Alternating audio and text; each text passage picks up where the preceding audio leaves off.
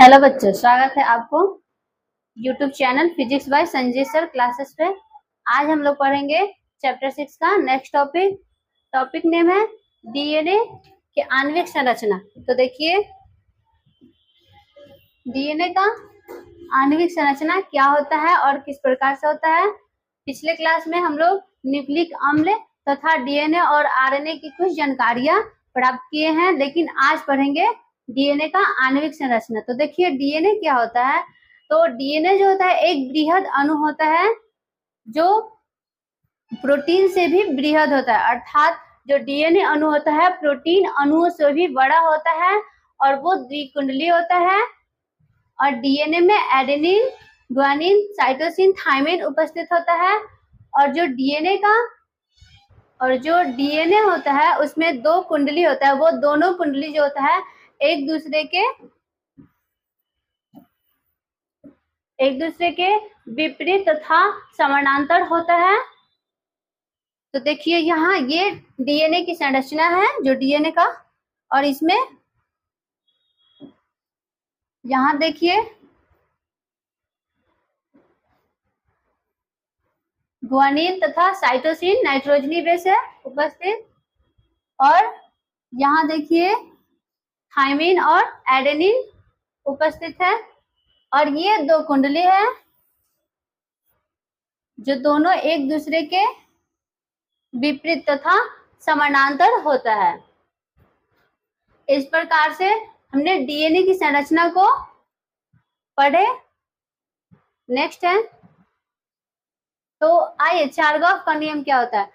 DNA से संबंधित बहुत कुछ वैज्ञानिकों ने अपना नियम दिए, जिनमें से पहला है चारगॉफ का नियम। तो देखिए चारगॉफ का नियम क्या होता है।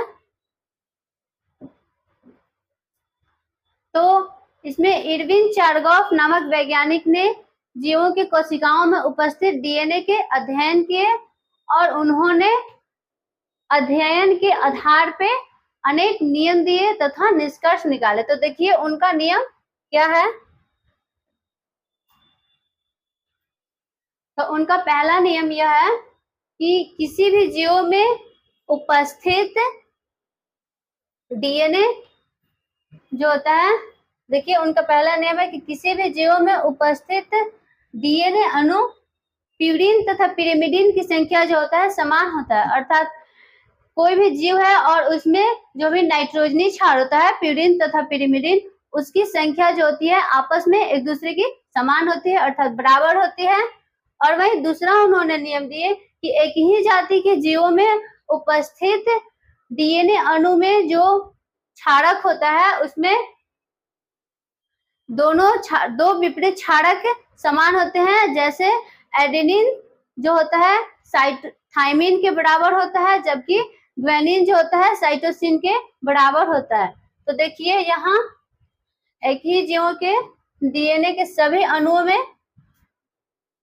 की संख्या जो होती है समान होती है। जैसे एडेनिन की मोलर मात्रा जो होता है इसमें थायमिन की मोलर मात्रा के बराबर होती है, जबकि जो साइटोसिन की मोलर मात्रा होती है वो ग्वानिन की मोलर मात्रा के समान होती है। और नेक्स्ट उन्होंने ये भी बताए थे, उनका नियम में यह भी पता चला कि जो एडेनिन प्लस थायमिन की जो मात्रा होती है वो ग्वानिन प्लस साइटोसिन की अनुपात होता है। तो देखिए यहाँ एडेनिन प्लस थायमिन जो होता है साइटोसिन प्लस ग्वानिन का दोनों एक दूसरे का अनुपात होता है। तो ये थे चारगॉफ का नियम।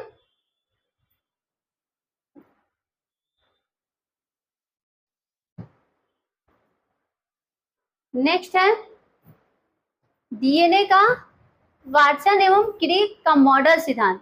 तो देखिए अब जो वाटसन तथा क्रिक नामक वैज्ञानिक थे उन्होंने डीएनए का मॉडल सिद्धांत दिए थे। तो उन्होंने अपने सिद्धांत में क्या किए थे और उन्होंने प्रयोग किए थे। तो देखिए उनका प्रयोग में हुआ क्या था कि जो इरविन चारगॉफ, फ्रैंकलिन वेलिकिंस ने 1951 में एक्सरे किरणों की विवर्तन से फोटोग्राफी की सहायता से जो डीएनए था उसका दोहरी संरचना का अध्ययन किए, और जैसे ही दोहरी संरचना का अध्ययन किए तब 3D मॉडल अर्थात जो त्रिविम मॉडल को प्रस्तुत किए थे उन्होंने। और देखिए ये मॉडल कब प्रस्तुत हुआ था, तो 1953 में उन्होंने त्रिविम मॉडल अर्थात 3D मॉडल को प्रस्तुत किए थे, और इसके लिए उन्हें 1962 में नोबेल प्राइज दिया गया। तो वाटसन एवं क्रिक द्वारा, और उन्होंने अपने इस प्रयोग में निम्नलिखित नियम दिए थे बहुत सारे। तो देखिए इस नियम को इरविन, चारगॉफ, फ्रैंकलिन और वेलिकिंस ने दिए थे।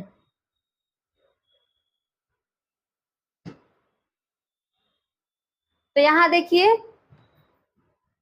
ये द्विकुंडली संरचना है, और इसमें देखिए डीएनए जो होता है दोनों एक दूसरे का विपरीत और समानांतर होता है। तो देखिए उनका पहला नियम क्या था कि जो डीएनए अणु होता है पॉलीन्यूक्लियोटाइड होता है, और पॉलीन्यूक्लियोटाइड का बना होता है, और एक अक्ष के चारों ओर जो होता है सर्पिल के रूप में घिरा होता है, वो भी दक्षिणावर्त। तो देखिए जो डीएनए अणु होता है पॉलीन्यूक्लियोटाइड का बना होता है, और एक अक्ष के चारों ओर सर्पिलाकार क्रम में दक्षिणावर्त कुंडलित होता है। इस प्रकार के डीएनए में 2 हेलिकल होते हैं। और नेक्स्ट है कि जो दोनों डीएनए, जो दोनों कुंडली होता है, दोनों श्रृंखला, वो एक दूसरे के विपरीत और समानांतर होता है, प्रति समानांतर। तो देखिए यहाँ ये 2 कुंडली है और दोनों एक दूसरे के विपरीत है तथा प्रति समानांतर भी है।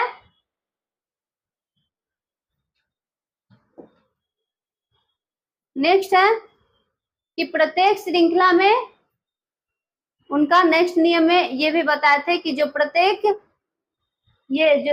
श्रृंखला जो होता है डीएनए का, जो प्रत्येक श्रृंखला होता है उसमें शर्करा तथा फास्फोरिक अम्ल बाहर की ओर रीढ़ का निर्माण करता है, जबकि नाइट्रोजनी क्षार अंदर की ओर उपस्थित होता है। तो देखिए यहाँ शर्करा तथा फॉस्फेट बाहर की ओर रीढ़ का निर्माण करता है, जबकि ये नाइट्रोजनी बेस है और ये अंदर की ओर उपस्थित होता है। नेक्स्ट है कि एक श्रृंखला में प्यूरिन जो होता है सदैव दूसरी श्रृंखला के पिरिमिडिन के बराबर होता है, और जो एक श्रृंखला का प्यूरिन होता है तो दूसरे श्रृंखला के पिरिमिडिन क्षारक के साथ ये जोड़ा बनाता है। तो देखिए जो पिरिमिडिन जो होता है, प्यूरिन जो होता है पिरिमिडिन के साथ क्षारक जो होता है वो जोड़ा बनाता है। उनमें से देखते हैं कि यहाँ एडेनिन जो होता है डबल बंध बनाता है, किसके साथ? थाइमिन के साथ। एडेनिन जो होता है थाइमिन के साथ द्विबंधन के साथ जुड़ा होता है, जबकि ग्वानिन जो होता है साइटोसिन के साथ 3 बंधन के द्वारा जुड़ा होता है। तो ये दोनों एक क्वेश्चन है और ये एग्जाम में पूछा जाता है कि एडेनिन जो होता है थाइमिन के साथ कितने बंधन के साथ जुड़ा होता है। तो आपको पता हो कि यहाँ द्विबंधन के साथ, जबकि ग्वानिन जो होता है साइटोसिन के साथ त्रिबंधन के साथ जुड़ता है और इस प्रकार से जोड़ा बनाता है। नेक्स्ट है डीएनए की दोनों श्रृंखलाओं के बीच जो होता है 20 एंगस्ट्रॉम की दूरी होती है। तो देखिए यहाँ ये डीएनए है और डीएनए के एक ये श्रृंखला है, एक श्रृंखला ये है जबकि दूसरी श्रृंखला है, और इन दोनों के बीच जो होता है 20 एंगस्ट्रॉम की दूरी होती है। और इसमें जो एक कुंडली होता है उसके बीच प्रत्येक कुंडली में 10 बेस होता है, मतलब 10 नाइट्रोजनी युगल होते हैं और प्रत्येक नाइट्रोजनी क्षार के बीच में जो दूरी होती है 3.4 एंगस्ट्रॉम होता है। नेक्स्ट है द्विकुंडली की आकृति ऐंठी हुई सर्पिली सीढ़ी जैसी होती है, जिसमें शर्करा और फास्फेट अणु समान अनुपात में उपस्थित होता है।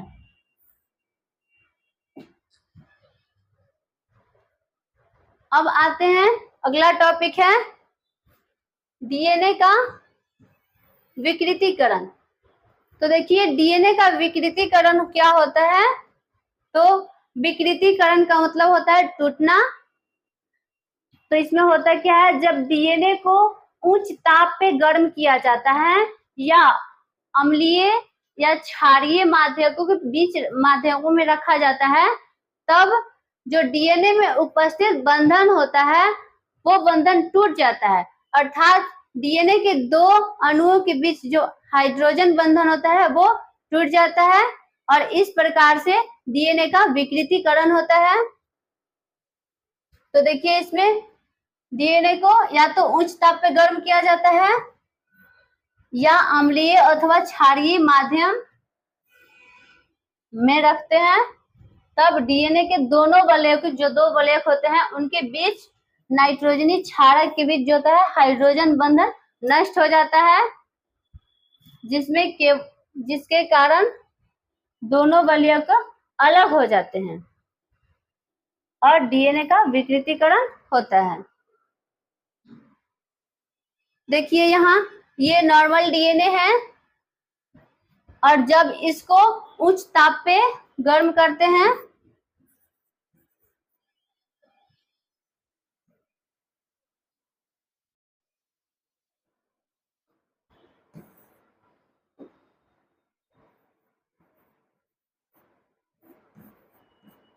उच्च ताप पर गर्म करते हैं या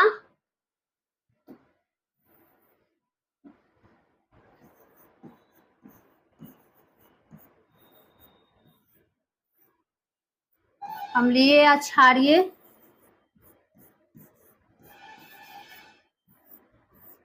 माध्यम में रखा जाता है, तब ये जो डीएनए में उपस्थित दो वलयकों के बीच जो नाइट्रोजनी बेस में बंधन होता है, जिस बंधन के द्वारा नाइट्रोजनी क्षार जो जुड़ा होता है वो बंधन टूट जाता है और टूटने के बाद अलग हो जाता है। तो देखिए यहाँ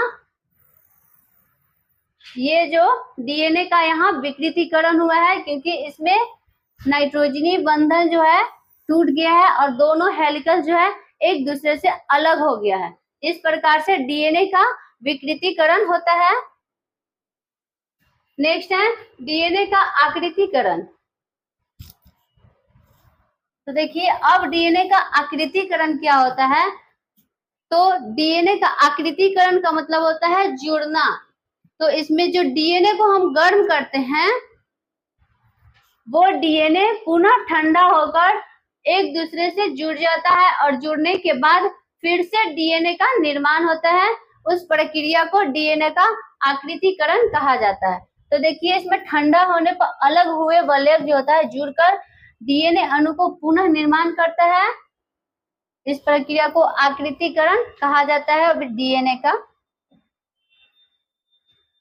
अब पढ़ते हैं नेक्स्ट टॉपिक है डीएनए का स्वरूप।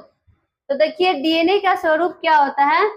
तो इसमें डीएनए का 5 स्वरूप देखा जाता है, अर्थात डीएनए का 5 स्वरूप होता है जिसमें से ए डीएनए, बी डीएनए, सी डीएनए, डी डीएनए और जेड डीएनए होता है। तो देखिए यहाँ ए बी सी डी और जेड डीएनए होता है और ये डीएनए का स्वरूप है जिसमें से होता क्या है कि ए डीएनए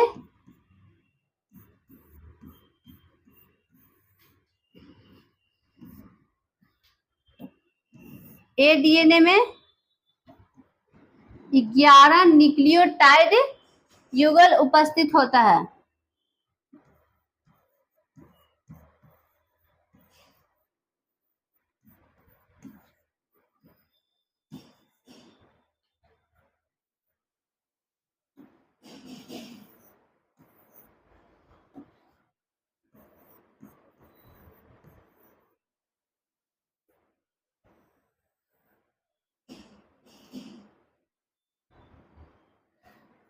तो देखिए ए डीएनए में 11 न्यूक्लियोटाइड युगल होता है, जबकि बी डीएनए में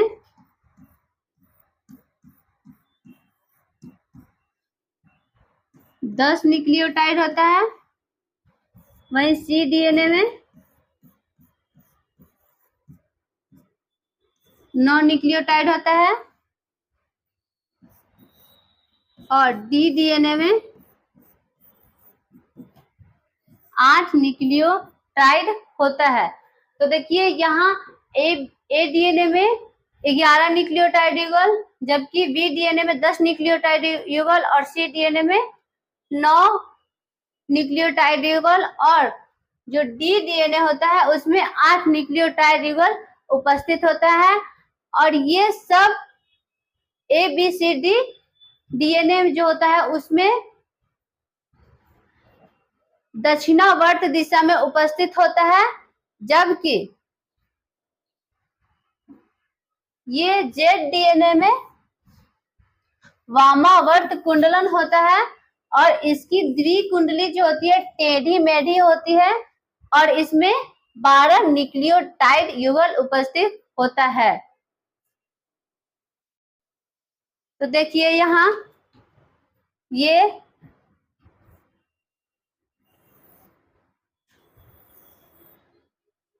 ए डीएनए है